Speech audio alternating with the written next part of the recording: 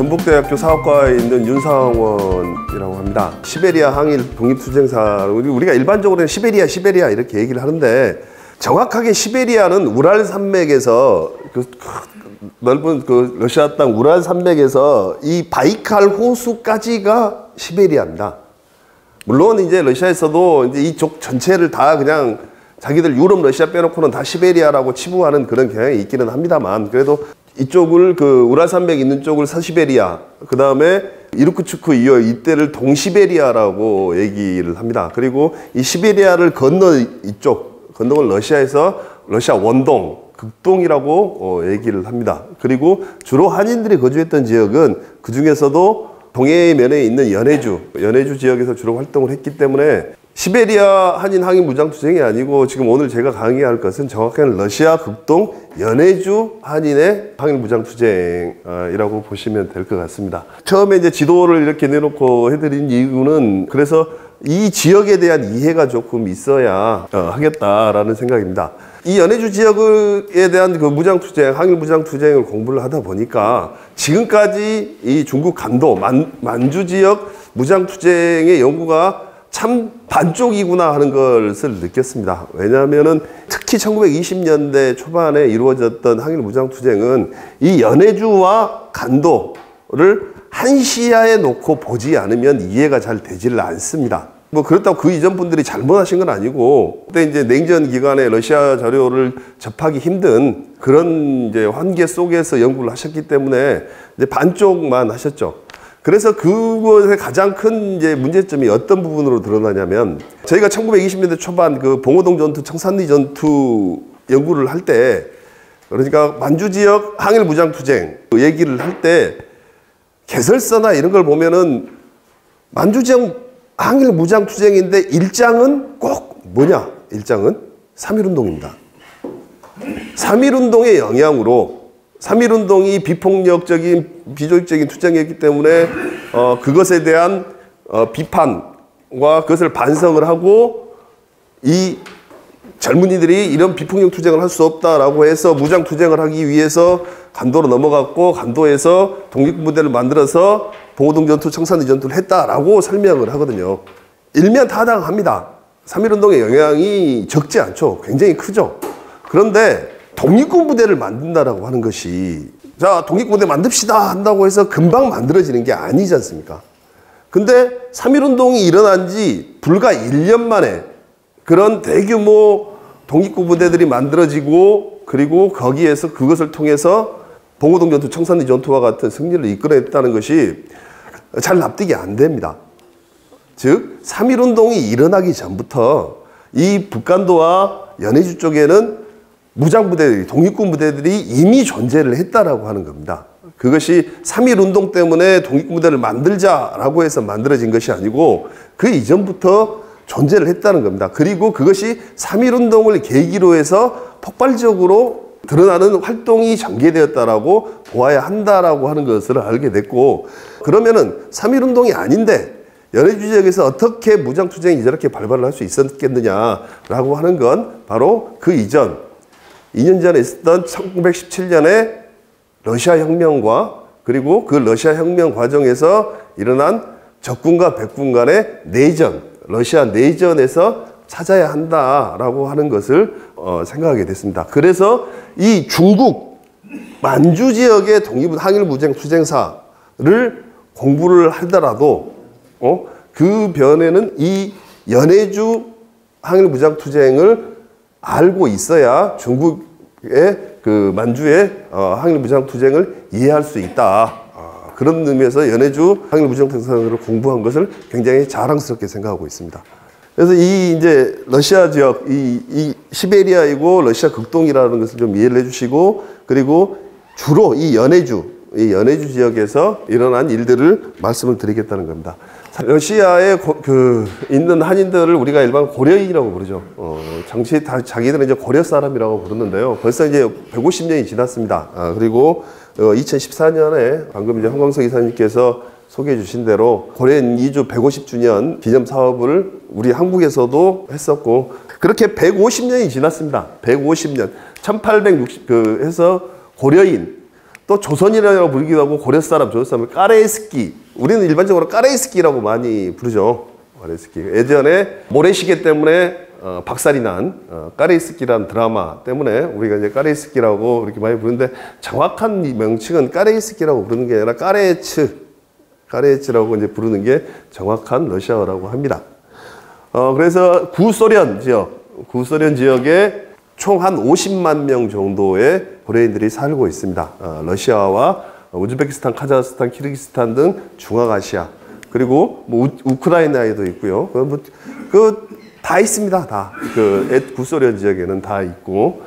그뿐 아니고 지금 현재 한국에도 한 4만 5천에서 어디도 6만 명이라고 얘기하는 사람들도 있던데, 어쨌든 정확한 통계는 아직 잘 없습니다만 한 4만에서 4만 5천 명 정도의 고려인들이 들어와서 생활을 하고 있습니다.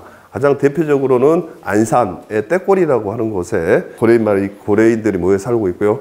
그랬을 때 이 고려인 150년이 지난 이제 고려인을 설명을 할 때 역사부터 쭉 처음부터 쭉 해서 다 할 수 있으면 좋겠지만 시간도 제한이 있고 해서 몇 가지 키워드를 잡아봤습니다. 그래서 150년이 지난 고려인들의 항일 독립운동의 역사를 알기 위한 키워드 몇 가지를 잡아보면은 바로 이주와 정착, 그리고 혁명, 1917년 혁명과 내전, 그리고 독립운동, 민족해방운동, 그리고 강제 이주, 그리고 중앙아시아에서의 새로운 정착, 그리고 1990년대 초반 소련의 붕괴와 그리고 그로 인한 고려인들의 재이산 정도로 잡아볼 수가 있겠습니다. 첫 이주는 이제 1863년설이 있고 1864년설이 있습니다. 그래서 첫 이주가 1863년에 했다, 1864년에 했다, 이제 여러 가지 설이 있습니다만 학계에서는 공식적으로 1863년으로 잡고 있습니다. 주의하실 건 이 1863년설이라고 하는 게 1863년에 처음 이주했다라고 하는 것이 아니고, 공식적인 문서에 연해주에서 한인이 이주했다고 나타난 기록이 1863년으로 기록되어 있다는 겁니다.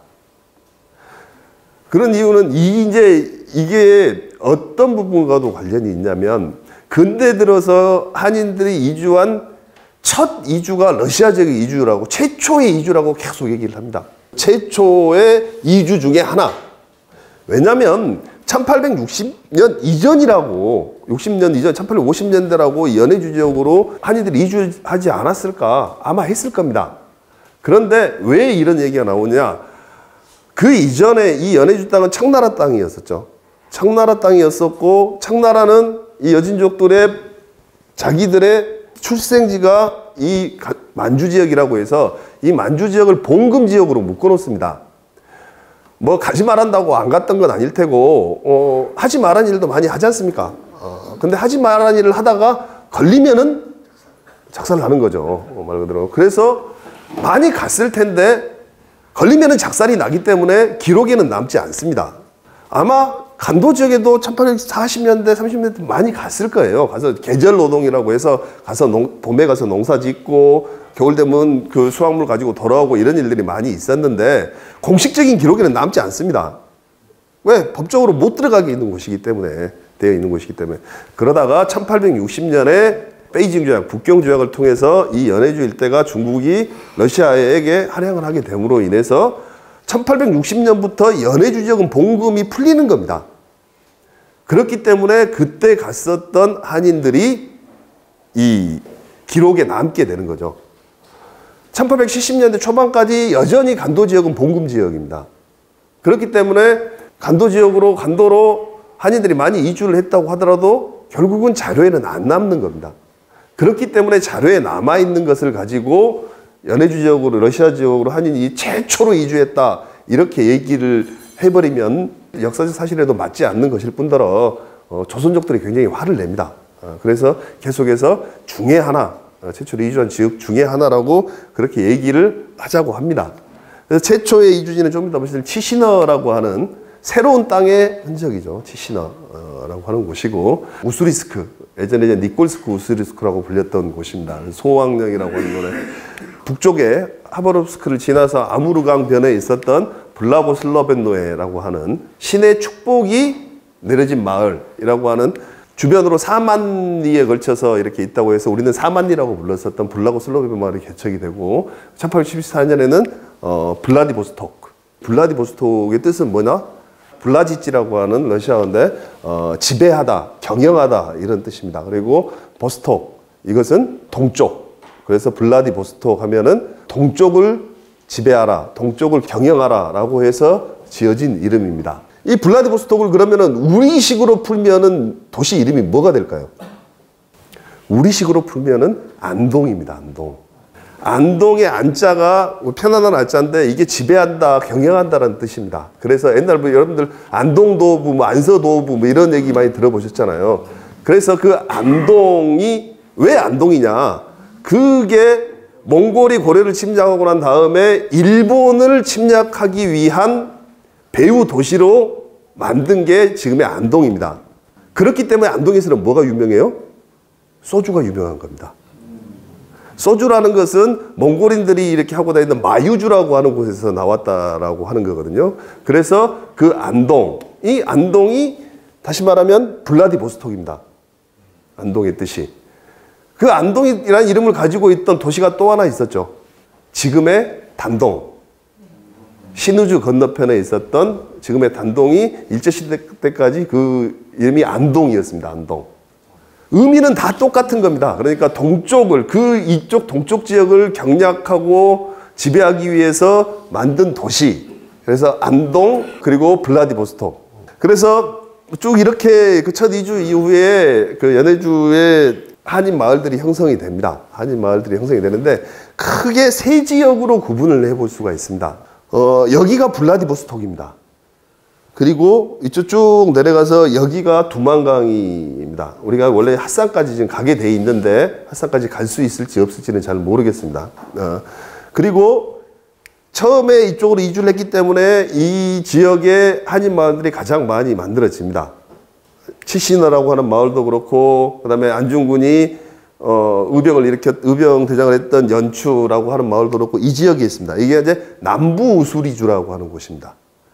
그리고 여기는 안 보이지만 이쪽으로 그 아주 높은 산맥이 있습니다. 시오테알린 산맥이라고 하는 산맥이 있어서 이쪽에는 그렇게 큰 이제 사람들이 많이 거주를 하지 않습니다. 대신 이쪽 쭉 올라가서 이 중국과의 국경을 이루는 이 지역이 수이푼, 한자어는 추풍이라고 하는 곳입니다. 그래서 이쪽은 굉장히 평야지대입니다. 되게 평야지대고 여기에 이제 니콜스크, 우스리스크가 여기에 있습니다. 그래서 우스리스크가 중심 도시이고 여기에는 소위 추풍사사라고 해서 추풍 지역에 4개의 큰 마을, 한인 마을에 있었던 곳입니다. 여기 가면은 진짜 가슴이 뻥 트이는 그런 광활한 대지를 볼 수 있는 곳이 이곳입니다.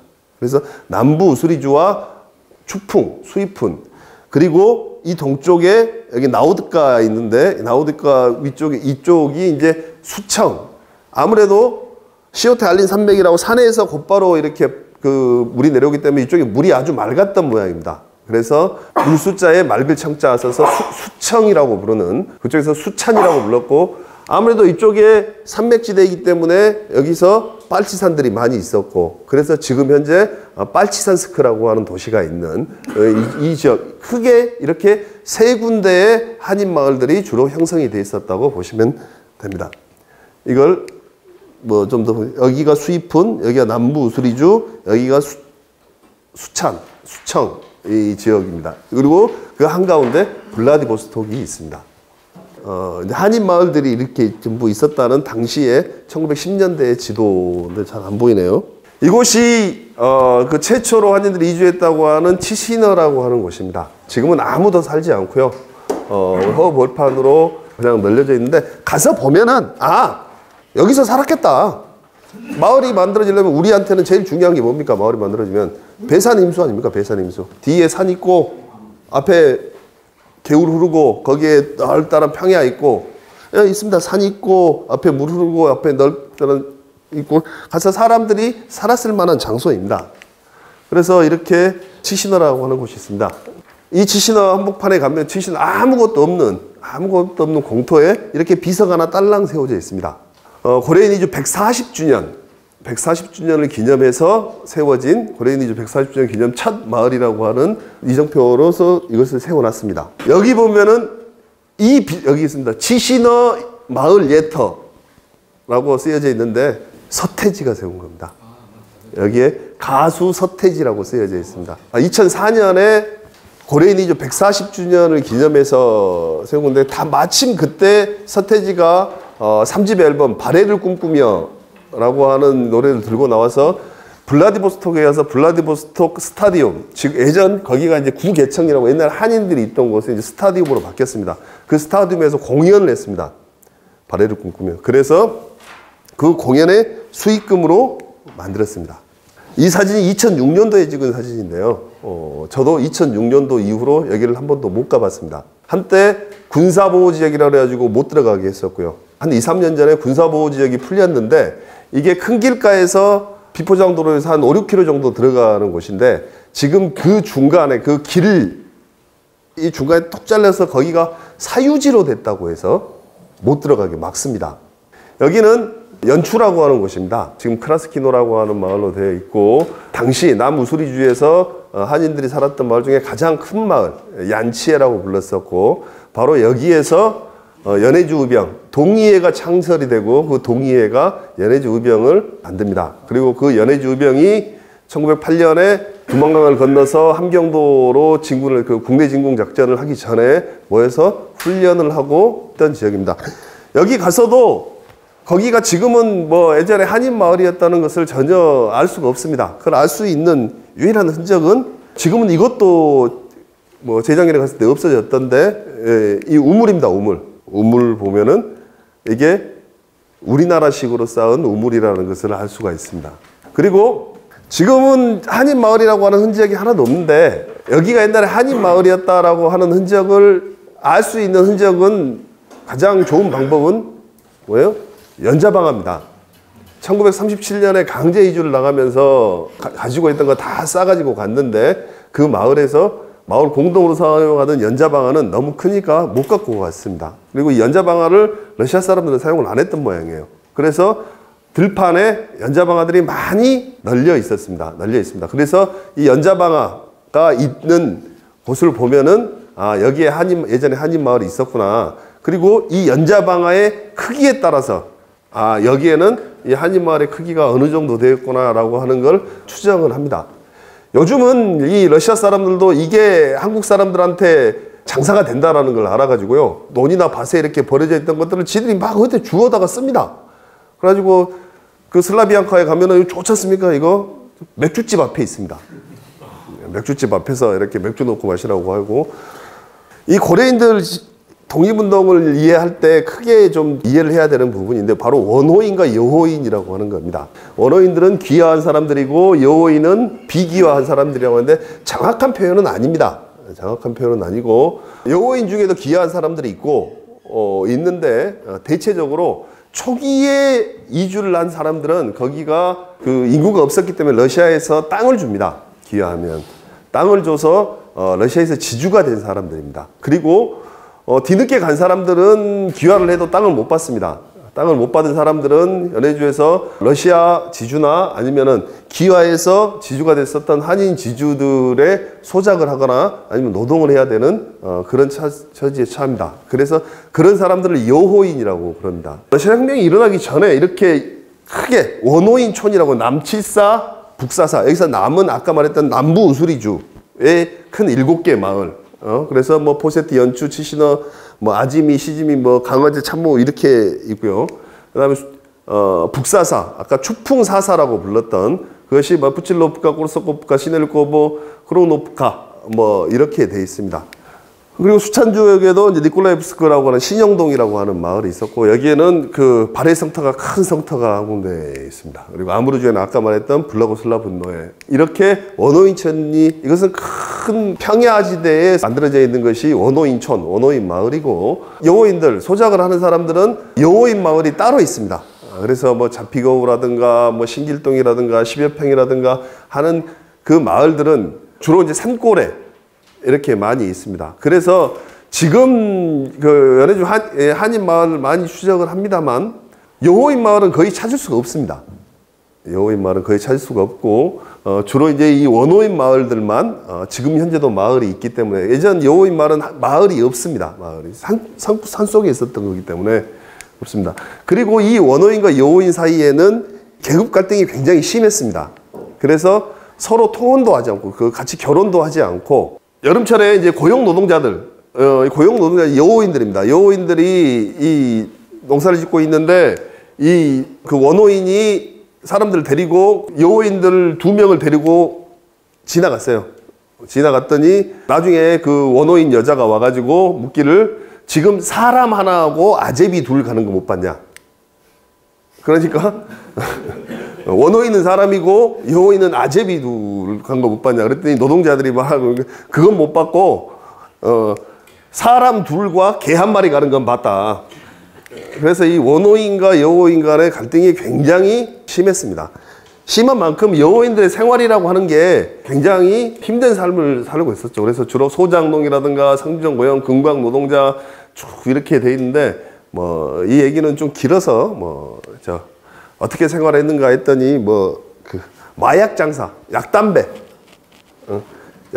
장사를 했다라고 하는 그런 얘기입니다. 이 원호인과 여호인 간의 그 계급 갈등이 이 러시아 혁명 전에 있었다라고 하는 사실들을 좀 이해를 하고 있어야 러시아 혁명 이후에 항일 무장 투쟁이 전개되는 방식을 조금 이해를 하실 수가 있습니다. 그래서 말씀을 드렸고요.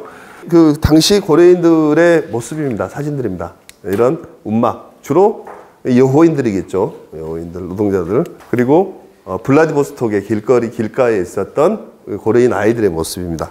이건 여기 이제 당시 그 블라디보스톡을 해삼이라고 불렀다고 그래서 해삼이 진짜 많이 났다고 합니다. 이 광고는 뭐냐면 1914년에 키타이스키 театр 중국 극장이 다시 문을 열었다라고 하는 광고입니다. 중국 극장 이름이 왕띵신이었던 모양이에요. 왕띵신이라고 하는 중국 극장이 문을 열었는데 그 중국 극장이 어디 있었느냐? 그게 바로 까레이스케 울리자 한국 거리에 이 극장이 있었다라고 하는 그런 예전 광고문이 이렇게 있었습니다. 지금은 국경거리라고 하는 이름으로 이렇게 불려지고 있고 그래서 독립운동을 얘기를 하려면 1908년에 있었던 연해주 의병으로부터 시작을 합니다.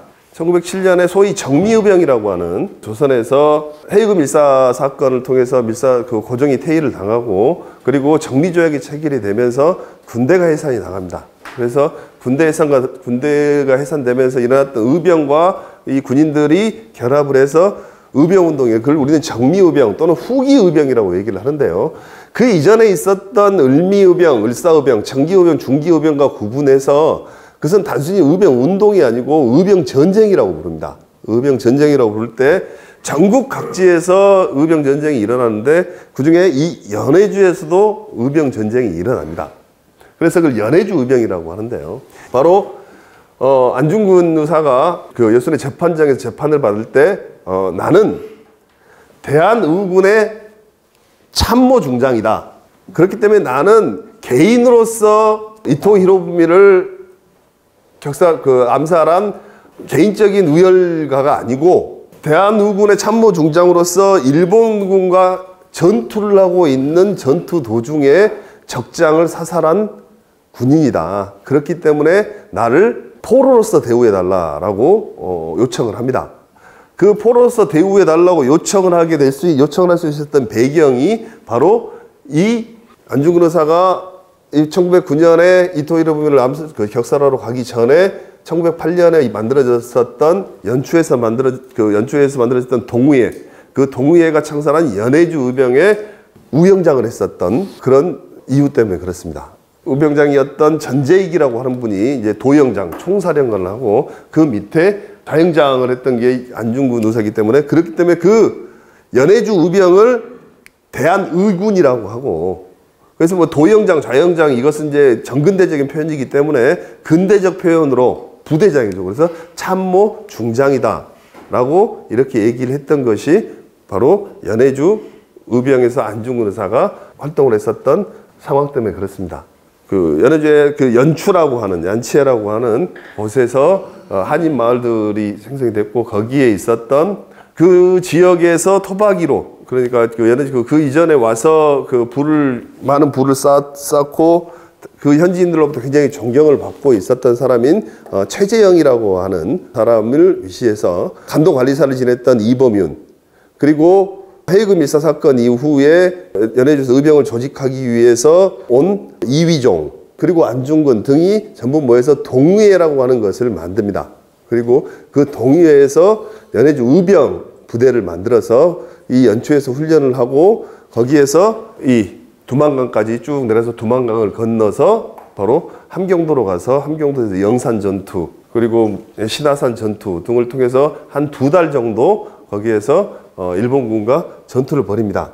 그래서 이 연해주 의병을 하고 결국 연해주 의병이 패배를 하고 돌아옵니다. 안중근 의사가 돌아오고, 안중근 의사가 연해주에서 최재형 집에서 묵으면서 있다가 다시 무엇인가를 해보기 위해서 1908년 겨울과 1909년 봄에 걸쳐서 연해주 일대를 전부 돌아다닙니다. 그래서 하바롭스크까지 가서 새로운 이제 독립운동의 방향을 모색을 하고 했는데 결국 이제 만족할 만한 성과를 얻지 못하고 있다가 바로 이 연추에서 최재형 집의 근처에서 이렇게 있다가 대동공보에서 유진일 선생이 사장을 했던 대동공보에서 이토 히로부미가 하얼빈에 온다는 소식을 듣고, 그리고 그래서 블라디보스톡으로 가서 블라디보스톡에서 하얼빈으로 가서 하얼빈에서 이토 히로부미를 격살하게 되는 겁니다. 그리고 그 이후에 이 연해주 의병 이후에 1910년에 조선이 일제에 합병이 되고 난 이후에 러시아 지역에서 권업회라고 하는 것이 만들어집니다.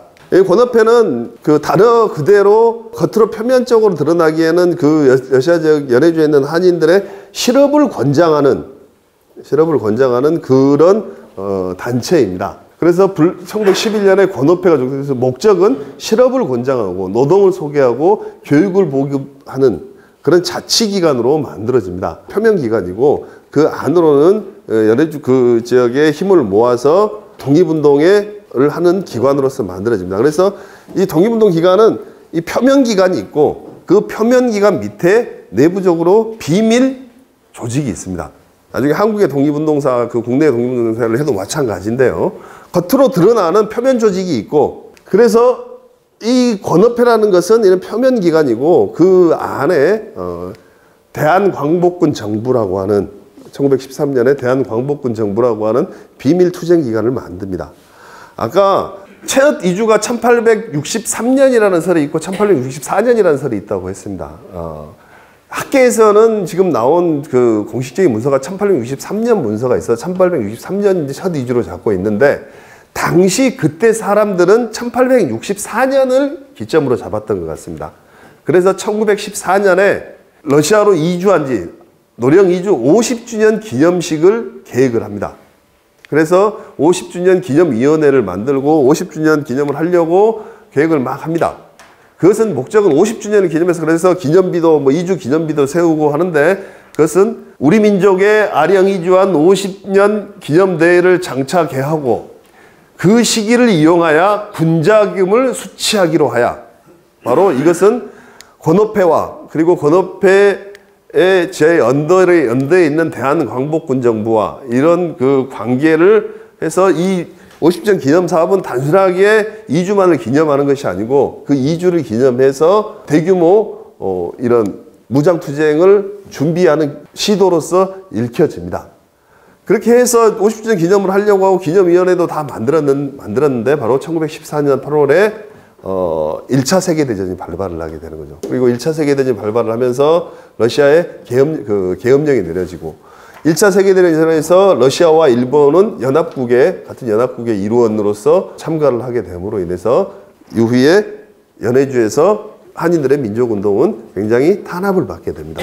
그래서 권업회도 해산당하고 권업신문도 폐간당하고, 연해주에서 활동하고 있던 민족운동가들은 다 간도로 도망을 가거나 아니면 잡혀서 추방당하거나 그런 상황에 처하게 됩니다. 그러다가 바로 1917년 러시아 혁명이 일어나면서 그 운동의 힘이 다시 일어나게 됩니다. 다시 일어나면서 단순히 혁명이 일어났던 것뿐이 아닌데요. 혁명이 일어나고 난 다음에 그 혁명에서 그 혁명을 찬성하는 적군과 러시아 내에서 백군 사이에 내전이 일어나게 됩니다. 적백 내전이 일어나게 됩니다.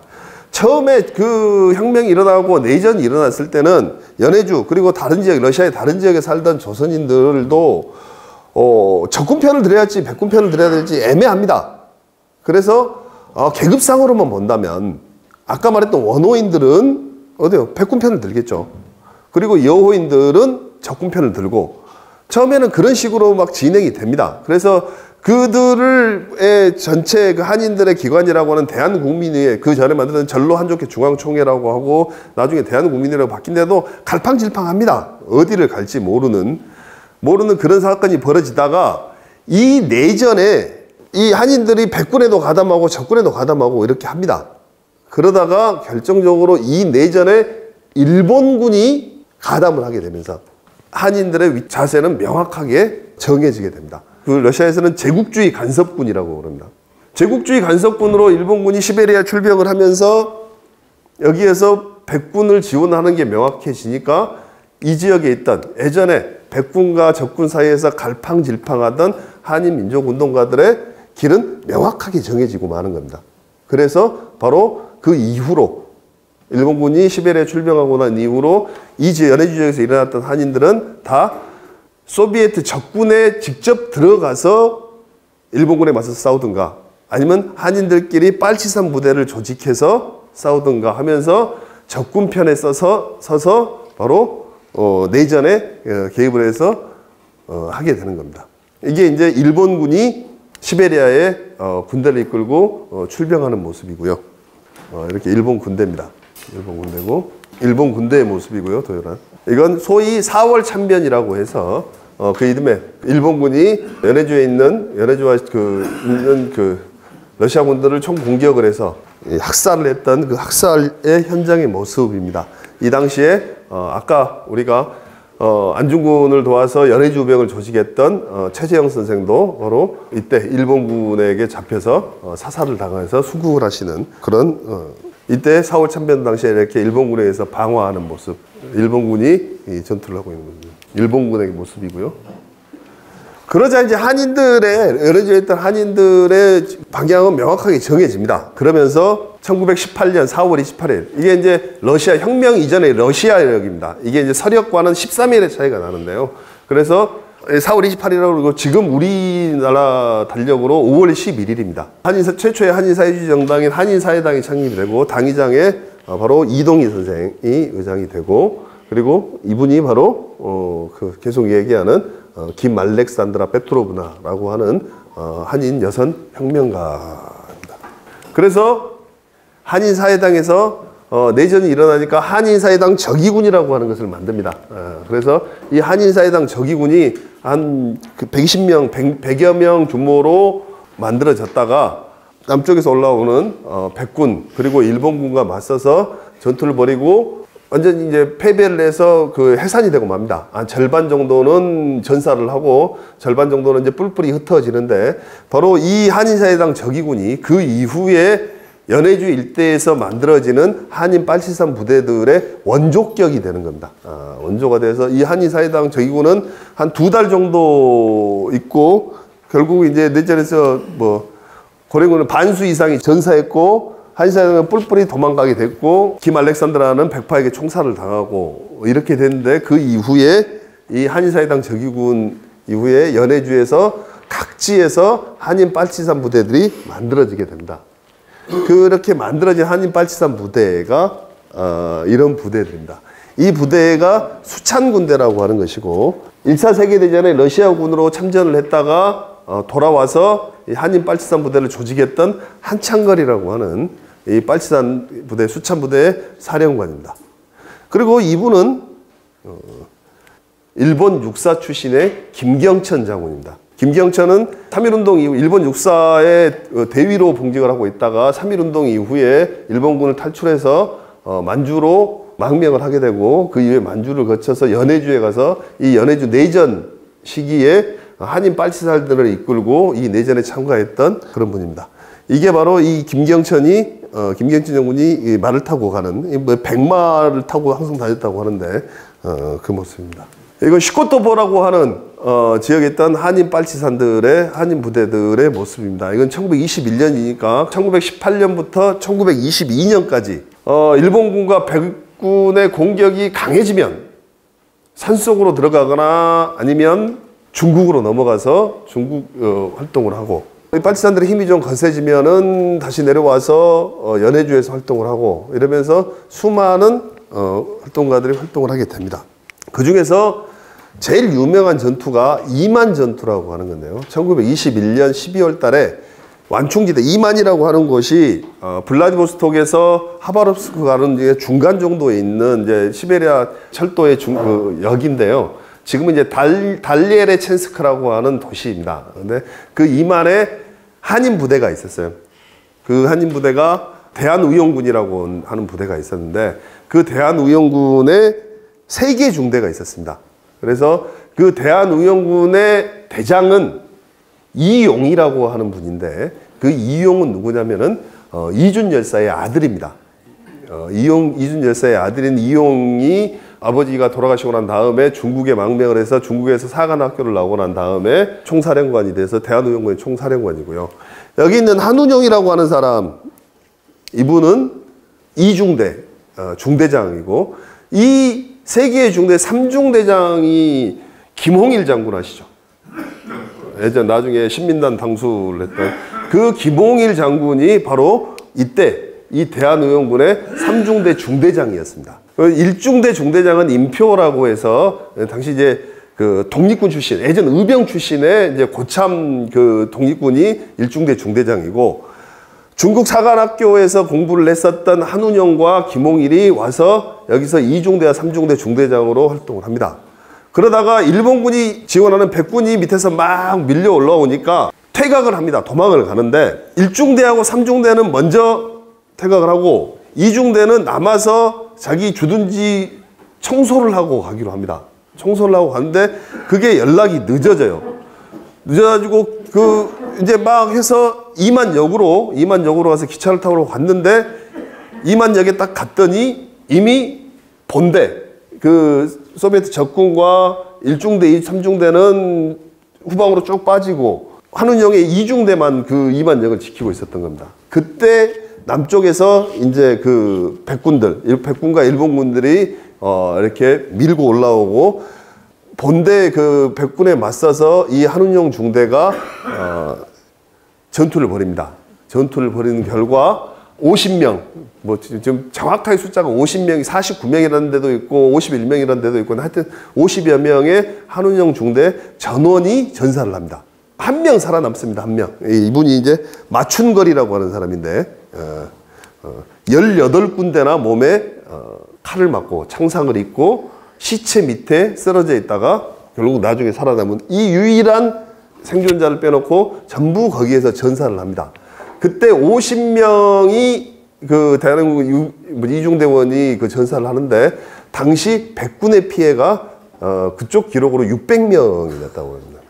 그러니까 끝까지 뭐 죽을 때까지 있다고 하는데, 그 얘기를 들으면 이제 계속 총을 쏘고 이렇게 하다가 근데 이 총에 대검이 없었답니다. 대검이 없었기 때문에 총알이 떨어지면 육박전을 하다가 결국은 그 백군에 이렇게 창상을 입은 이유가 이렇게 대검에 찔려서 대부분 이렇게 죽게 되는 그런. 그리고 그 김홍일은 바로 남은 1중대와 3중대. 근데 1중대 그 중대장 임표는 굉장히 이제 고령이었고, 그래서 나머지 1중대와 2중대를 전부 김홍일이 거두어서 김홍일이 데리고 하바롭스크로 퇴각을 했다가 하바롭스크에서 다시 이제 내려와서 전투를 하게 되는 겁니다. 한운용 동물에서 이렇게 전부 연결식을 해주고, 지금 그 이만 달레네첸스크에 가면은 50년대에 그래서 이렇게 전사를 했던 한인들을 위한 비석이 세워져 있습니다. 이 연해주에는 지금 현재 한인들이 세운 비석들이 굉장히 그 기념비들이 많습니다.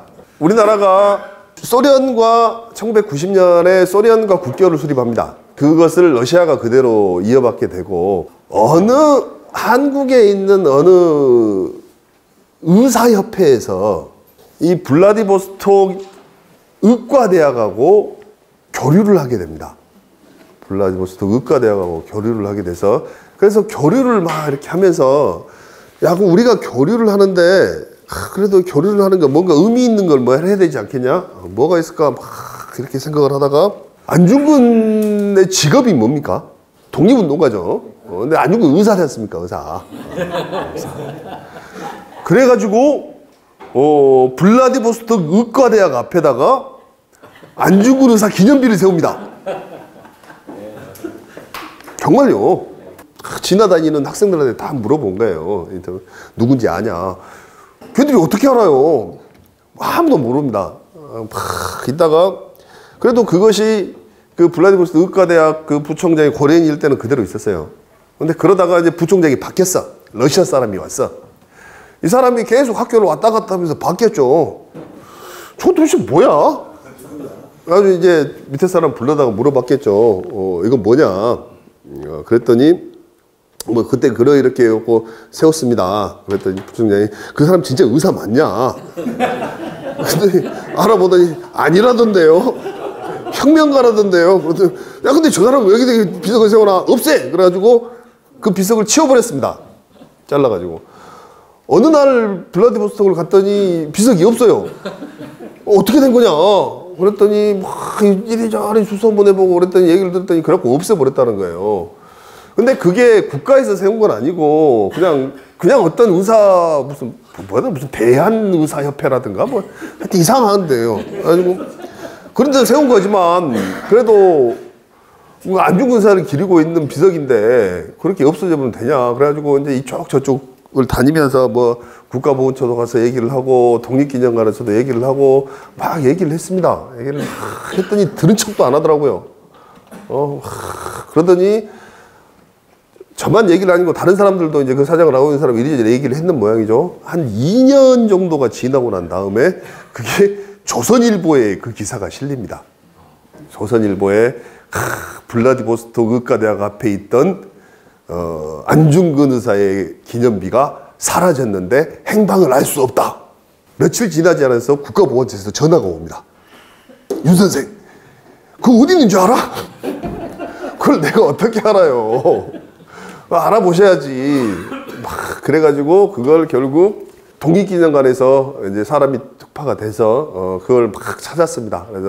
그래서 그 총영사관에서 알아보고 막 해가지고 결국 의과대학 창고에서 비석을 꺼내다가 뭐 어디다 놔둘 것이냐, 고려인문화센터에다가 그걸 다시 이렇게 그대로 해놨습니다. 소련에서 한인들을 위해서, 소련에 거주한 한인들을 위해서 세운 비석이 이 연해주적에 2개가 있습니다.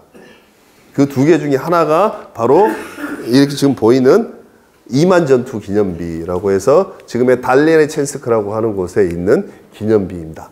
그리고 이거 말고 아까 그 연해주에서 동쪽 바닷가 쪽에 올가라고 하는 도시가 있습니다.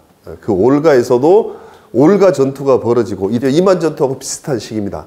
거기에서도 한인 빨치산들이 일본군과 싸우다가 거기서 20여 명이 전사를 합니다. 그래서 20여 명이 전사를 하고 그 올가시를 해방을 시킵니다. 그래서 올가시를 해방시키는데 헌신했던 한인 빨치산들이라고 하는, 그래서 거기에도 올가에도 이 비석이 있습니다.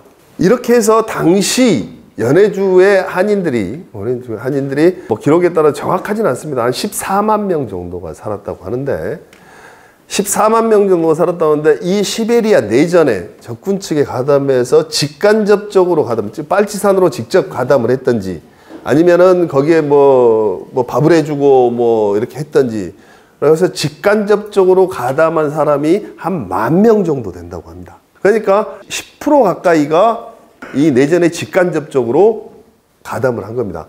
그렇게 되고 나니까 이 내전에서 1922년 10월 26일 날 최종적으로 적군이 승리하고 그 연해주의 소비에트 사회주의가 건설되는 과정에서 한인들의 목소리가 굉장히 클 수가 있었던 겁니다.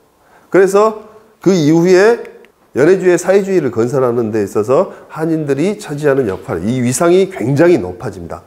그래서 바로 22년에 그 내전이 끝나고 난 이듬해인 3월 1일 날, 23년 3월 1일 날 3.1절을 기념해서 블라디보스토크에서 한글 신문이 발행이 됩니다.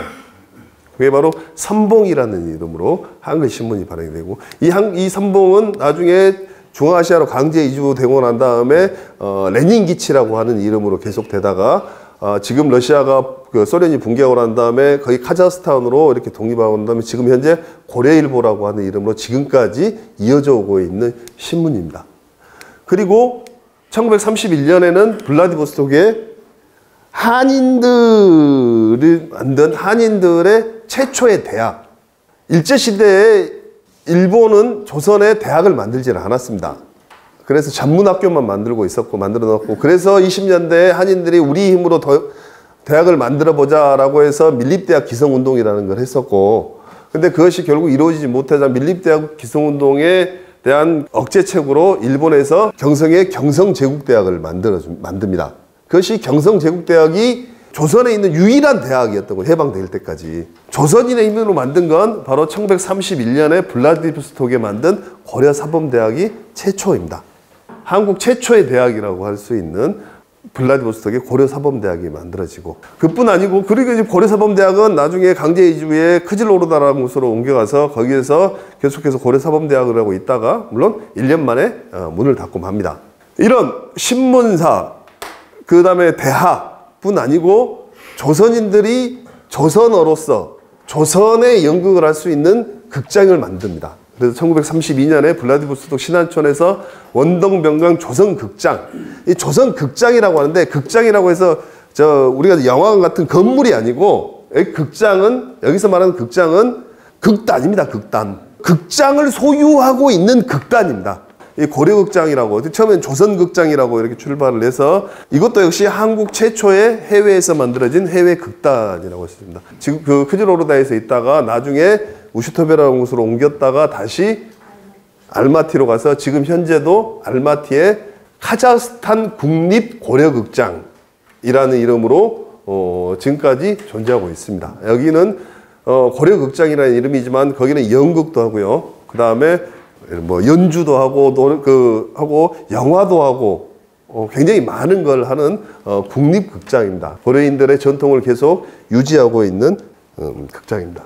전 세계에서 살고 있는 한인들 중에서 가장 유복하고 행복하게 살았던 사람들이 바로 연해주에 살던 한인들이었을 겁니다. 이때 이 연해주는 한국 독립운동의 배후지, 그 중에서도 한국에서 조선에서 벌어지던 조선 사회주의 운동, 공산주의 운동의 배후지로서 역할을 합니다. 그러다가 1937년 8월 21일자 극비지령에 따라서 여러분들이 다들 잘 알고 계시는 강제 이주가, 중앙아시아의 강제 이주가 이루어지게 됩니다. 8,000리나 되는 길을 따라서 크질로르다, 우즈베키스탄, 카자흐스탄으로 17만 2천 명의 고려인들이 강제 이주를 당하고, 그 이후로 이 강제 이주에서 굉장히 힘들게, 고통스럽게 살아온 것이 고려인들의 역사입니다. 동양의 피카소라고 불렸던 니콜라이 신순남이라고 하는 우즈베키스탄 작가가, 화가가 그린 그림이 바로 레퀴엠이라고 하는, 레퀴엠 연작, 레퀴엠 진홍곡이라고 하죠. 이게 바로 강제 이주를 다룬 강기훈이 레퀴엠 연작을 해서 동양의 피카소라고 불렸다고 합니다. 이상으로 부족 하나마 강의를 마치겠고요.